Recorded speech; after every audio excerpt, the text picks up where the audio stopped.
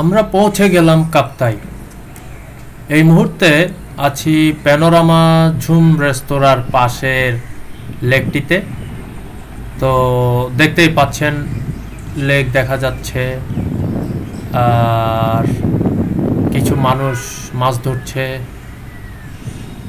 এই জায়গাটি অনেক সুন্দর। এখানে আপনার অনেক কিছুর ব্যবস্থা আছে, বাচ্চাদের খেলাধুলা করার সুযোগ আছে, তারপরে আছে কিছু বোটের মতো কায়াকিং করার ব্যবস্থা আছে এখানে।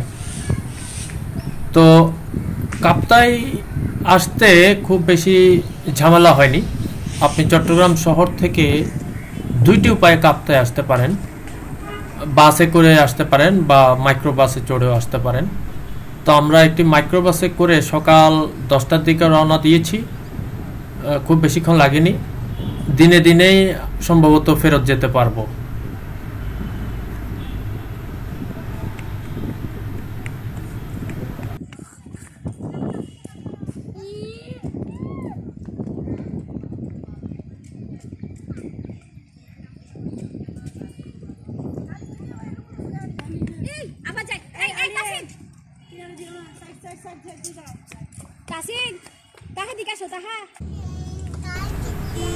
দুপুরের খাবারটা আমরা ঝুম রেস্তোরাঁতেই সেরে নিলাম।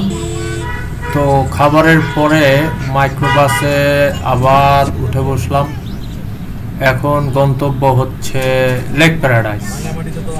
এখানে একবার টান দিয়েছেন, সামনে আবার টান, আবার টান, এরপর নিচে যায়, আবার উপরে। আরে বাপ, আসলে জার্নিগুলো ছোটকালে করা উচিত। আমি বাসে যাইতাম তো, ওই জায়গায় আসলে কত বাস এখানে গাছের ফাঁকে। আমি রাঙ্গামাটি থেকে দুইবার মোটরসাইকেল করে আসছিলাম, চালাই ওরে আরেক মজা। এইসব রোডে মোটরসাইকেল চালাতে যে মজা।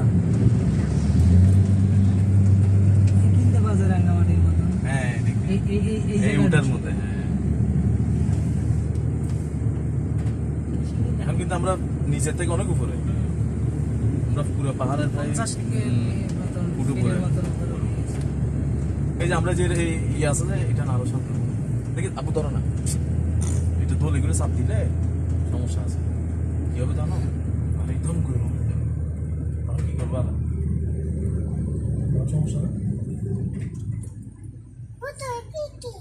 হ্যাঁ, এই যে রেস্টুরেন্ট দেখছেন ওই যে দোতলায়, এটার মধ্যে আমাদের এখান থেকে বনকর্মী একজন ছিল, আমাদেরকে এটা ইয়া করে দিত। ওখানে আমাদের মিটিং টিটিং সব হইতো। ওখান থেকে যাই, ওরা মোটরসাইকেল করে খানা টানা এখানে রেস্টুরেন্ট। লেক প্যারাডাইসে যাওয়ার পথে রাস্তার দুই পাশের দৃশ্যগুলো ছিল চমৎকার। পাহাড়ের উপরে মাঝে মাঝে কিছু ঘরবাড়িও দেখা যাচ্ছিল। তো আমরা লেক প্যারাডাইসে যাওয়ার আগে অবশ্য একটা স্পটে একটু থেমেছিলাম। স্পটে নেমে আমরা কিছু ছবি তুললাম, বাচ্চারাও কিছু একটু দৌড়ঝাঁপ করার সুযোগ পেল।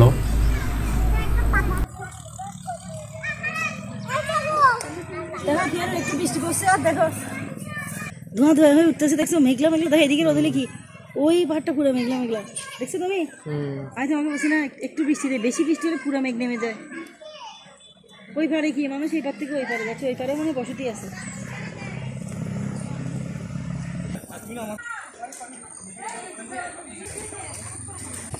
একটু ঘুরতে হলে একটু পানিতে না উঠলে।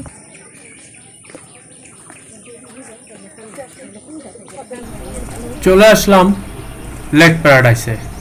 খুবই সুন্দর জায়গা। আস্তে আস্তে ধরো। লেকের পানি স্বচ্ছ দেখা যাচ্ছে, নীলাভ সবুজ। লেকে নামার জন্য সিঁড়ির ব্যবস্থা আছে। আমরা আস্তে আস্তে সন্তর্পণে সিঁড়ি বেয়ে নেমে গেলাম।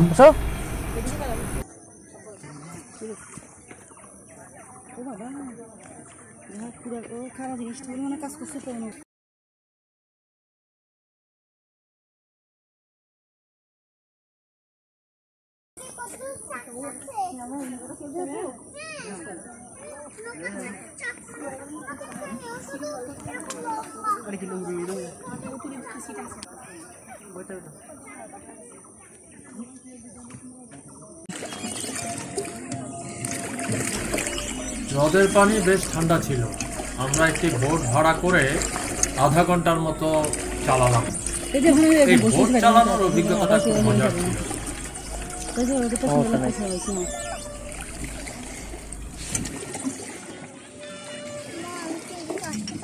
আচ্ছা আবু তোমার কেমন লাগছে দেখো না না আসার দরকার নেই বেশি হয়ে যাবে চালাচ্ছি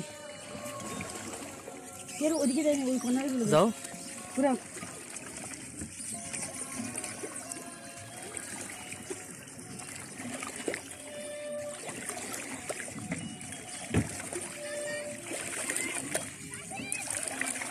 এই যে লেগে যাবে দিল চল গুরুত্ব হয়ে যাবে আধা ঘন্টা এটা গুরুত্ব বেশি দূরে যাওয়ার স্কোপ নেই তো ঘুরে যাচ্ছে গুরু আবার ঘুরাবো ওদিকে যাবো আমরা একটা কাপটাইতে চলে আসছি এবার কাপটাইর মধ্যে আমরা